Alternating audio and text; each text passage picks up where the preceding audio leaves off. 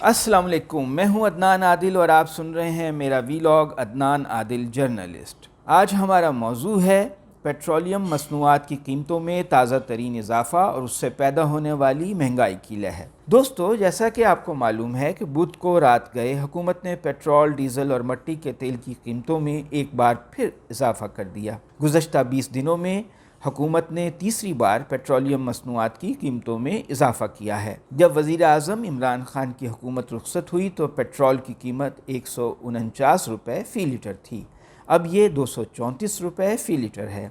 Diesel की कीमत 125 रुपये 56 पैसे फ़ी लीटर थी, अब ये 207 रुपये 47 पैसे फ़ी लीटर है। पीपल्स पार्टी और नून लीग की मौजूदा मखलूत हुकूमत इस दावे के साथ इक़्तिदार में आई थी कि इमरान खान ने बहुत महंगाई कर दी है और ये उसे ख़त्म करेंगे। बिलावल भुट्टो ने महंगाई मार्च भी किया था, लेकिन मौजूदा हुकूमत ने 2 माह की मुद्दत में चीज़ें इतनी महंगी कर दी हैं जो गुज़श्ता 3 साल में नहीं हुई थीं। जब से शहबाज शरीफ वज़ीर आज़म बने हैं, पाकिस्तानी करेंसी की वैल्यू भी कम होती जा रही है।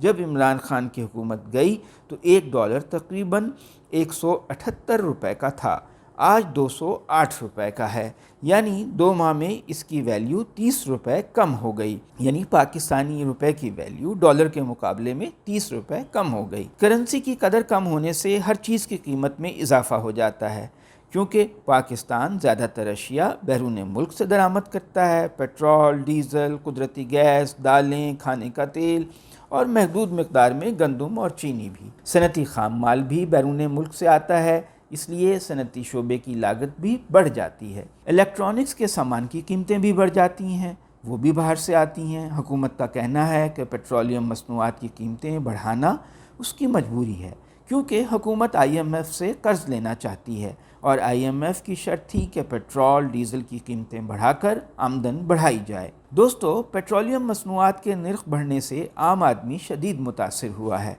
पहले ही मुल्क में अफरात ज़र की शरह 20% पर है, यानी 51 इंतहाई ज़रूरी इस्तेमाल की अशिया 20% महंगी हो गई हैं। जिस रफ्तार से पेट्रोल, डीज़ल के नर्ख ऊपर गए हैं, उससे ट्रांसपोर्ट के किराए बढ़ गए हैं, किसानों के लिए मुश्किलात पैदा हो गई हैं। वो महंगे डीज़ल से ट्यूबवेल चलाकर फसलों को पानी नहीं दे सकते।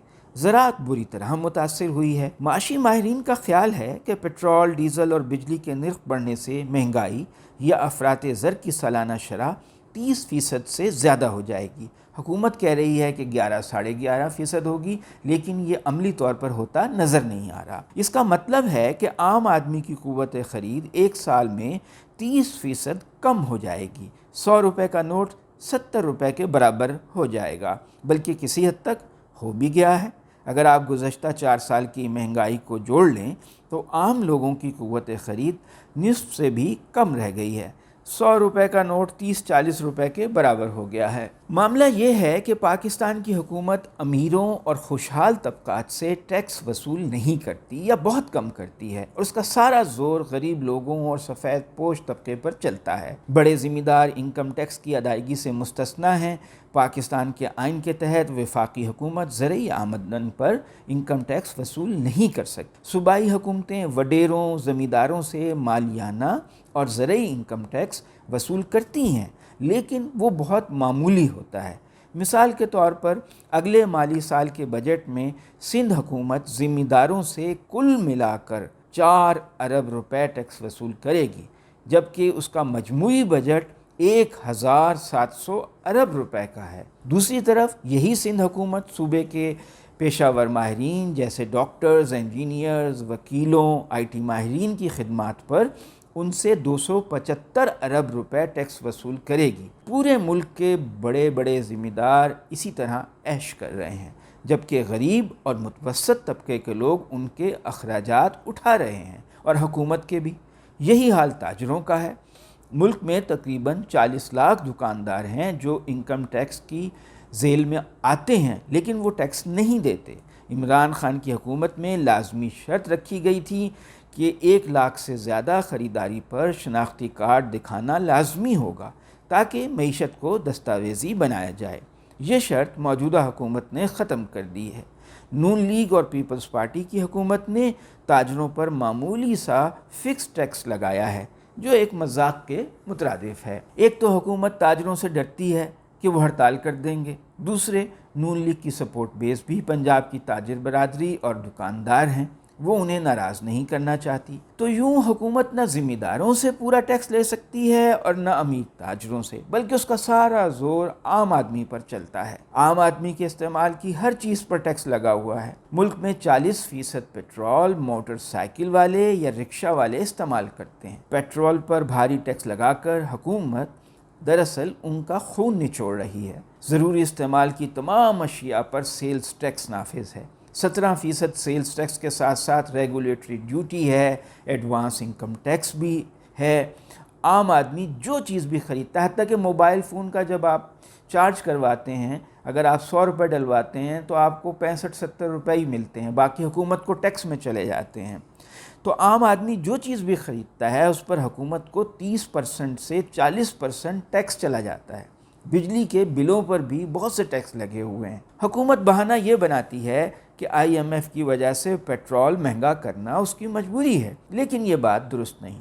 IMF صرف اتنا کہتا ہے کہ حکومت یا تو اپنے اخراجات کم کرے یا آمدن میں اضافہ کرے، بجٹ کا خسارہ کم سے کم ہو۔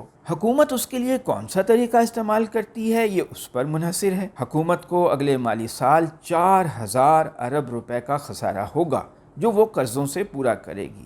اس سے مزید مہنگائی ہوگی، قرضے واپس کرنے کے لیے مزید ٹیکس لگائے جائیں گے۔ جہاں تک پیٹرولیم مصنوعات کا تعلق ہے تو روس انڈیا کو پیٹرول ڈیزل عالمی منڈی کے مقابلے میں 30% کم نرخ پر دے رہا ہے۔ پاکستان بھی روس سے سستا پیٹرول اور ڈیزل خرید سکتا ہے۔ عمران خان ایسا کرنا چاہتے تھے، لیکن ان کی حکومت ختم ہونے کے بعد وزیر اعظم شہباز شریف نے اس معاملے میں دلچسپی کا مظاہرہ نہیں کیا۔ حالانکہ یورپ بھی روس سے تیل اور گیس خرید رہا ہے۔ عالمی برادری نے اس تجارت پر کوئی پابندی نہیں لگائی، لیکن ہم اس سے فائدہ نہیں اٹھا رہے۔ شاید ہمارے حکمران ڈرتے ہیں کہ امریکہ اور سعودی عرب ناراض ہو جائیں گے۔ بہرحال خمیازہ تو عام پاکستانی کو بھگتنا پڑ رہا ہے۔ کمر توڑ مہنگائی نے اس کی زندگی اجیرن کر دی ہے۔ مسئلہ یہ بھی ہے کہ جتنی بھی مہنگائی ہو جائے، پاکستان کے لوگ اس کے خلاف سڑکوں پر احتجاج نہیں کرتے، صرف رونا پیٹنا ایک دوسرے سے مچا کر خاموش ہو جاتے ہیں۔ حکومتوں کو بھی پتہ ہے کہ وہ عوام پر ٹیکسوں کا جتنا بھی بوجھ ڈال دیں عوام برداشت کر لیں گے، اس لیے وہ اپنا کام کرتی رہتی ہیں۔ تو جناب، آپ نے میرا ویلاگ سنا، اب آپ میرے چینل کو سبسکرائب ضرور کیجیے گا۔ شکریہ۔